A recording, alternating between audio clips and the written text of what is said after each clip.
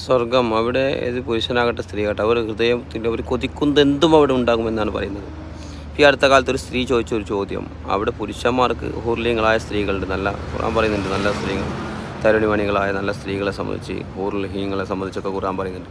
അപ്പോൾ സ്ത്രീകൾക്ക് എന്തുകൊണ്ട് അങ്ങനത്തെ ഇല്ലെന്ന ഒരു സ്ത്രീയുടെ ചോദ്യം. അവർ പണ്ഡിതൻ നൽകിയ മനോഹരമായ മറുപടി അദ്ദേഹം പറയുകയാണ്, ഒരു ഫ്ലാറ്റിൽ ഒരു റൂമിൽ ഒരു 4 സ്ത്രീകളുണ്ടെന്ന് 4 പുരുഷന്മാരുണ്ടെന്ന് നീ സങ്കല്പിക്കുക.